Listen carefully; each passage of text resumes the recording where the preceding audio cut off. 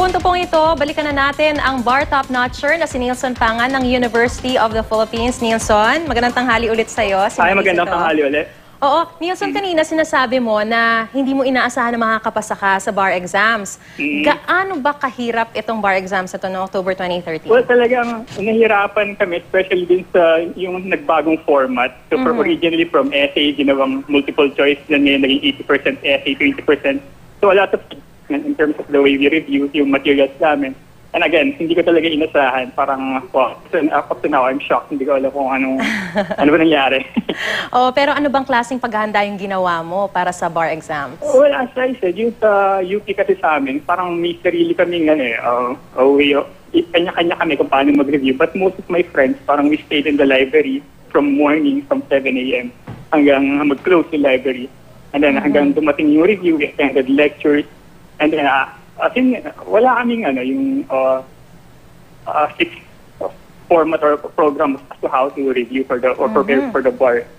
Oo, at sa 10 sa top 10, 5 ang mula sa University of the Philippines. Ano bang masasabi mo rito? Oh, wow. Ngayon ko lang din nalaman. And I'm really happy for my school.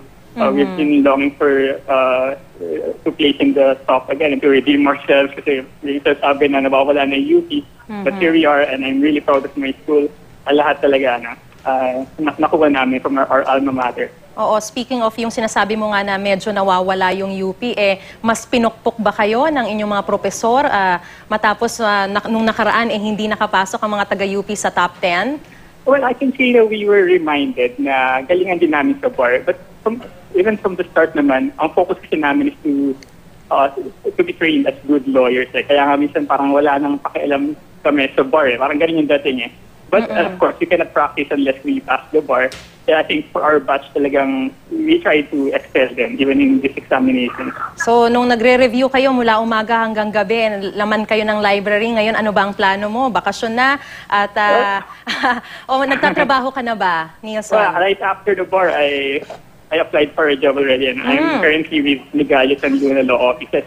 And I'm also teaching in New Era University as that's an very assistant nice. professor.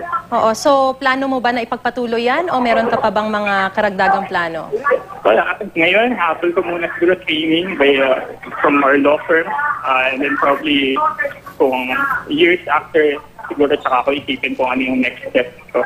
Oo, may mga inihahanda na bang celebration ng pamilya o ng buong University of the Philippines considering na walang nakapasok sa top 10? Kahit sa family ko, I told them na please don't expect masakit sa akin na nag-expect yung mga tao. And I really didn't think na I would pass. Oo. Kaya, and sa UP, hindi ko pa sila nakakausap kahit isa sa kanila.